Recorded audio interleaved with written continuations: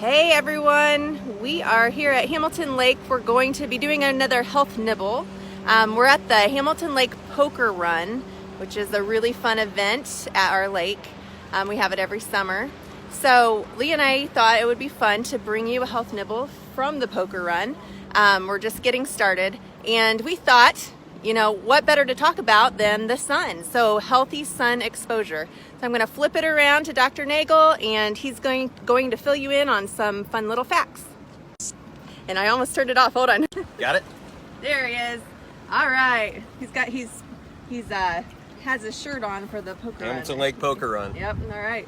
All right. So, you know, we spend a lot of time outside, both at our lake and at home. And sun exposure is a real issue. So about 5 years ago, I noticed that I was actually causing some skin damage to my face because I'm out on the water so much, which is why I started wearing a big hat like this. So I guess the question is, do you completely avoid the sun because people are afraid of cancer, but that also creates vitamin D deficiency? So here's our health nibble, is how to do it safely. So the best thing you can do is, we always say that your God-given genetics are smart and you need the sun, and that's how you produce vitamin D. And vitamin D deficiency is linked with autoimmunity, inflammation, cancer, all kinds of stuff. So you need a good amount of vitamin D, but when you put sunscreen on before you go outside, you actually lose all your you don't get any vitamin D. And there are studies that are suggesting that the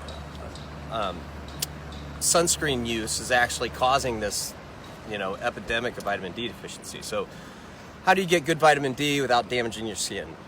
So what we suggest is people go out, get some sun, no exposure, pink up and then cover up. So the best sunscreen is just going to be put clothes on. But if you're out at the beach all day, you want to grab a, pink up so that you get the vitamin D, and then put sunscreen on. And sorry if we're bouncing around. But the sunscreen that you want to use would be mineral-based, and like zinc oxide-based sunscreens do really well. They hold up with the sun. You can always get titanium dioxide also. Commercial sunscreens that you just buy at any store, the aerosol ones, they have some really toxic chemicals in them. Maybe another day we'll go into that.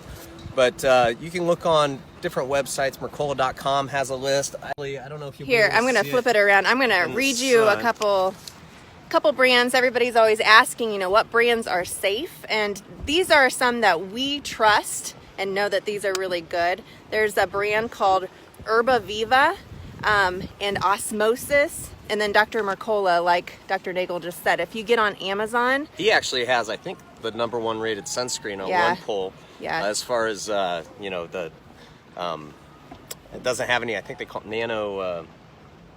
I forget the name of it, but anyway, it doesn't have any chemicals. It's mineral based and it works really well. Yeah, so you can get online and just, like I said, Herba Viva, Osmosis, and Dr. Mercola. But there are others too. There's an app that you can get called Dirty 30, and you can actually just go around and scan products, and it will give you a rating of how many toxic ingredients are in it, or if they don't have a lot. So that's just another handy little tool.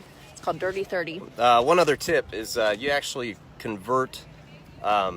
You create the vitamin D on the skin. So when the sun, your skin is exposed to the sun, it converts that vitamin D. So if you go, it takes about 48 hours. So if you go right home and lather up with soap on all the major parts of your body and taking a shower, you're going to wash all that converting vitamin D off. So keep that in mind. I mean, wash the obvious places for hygiene, but if you just rinse off on the big areas that are exposed to the sun rather than using soap, you're going to increase your chance of converting vitamin D naturally.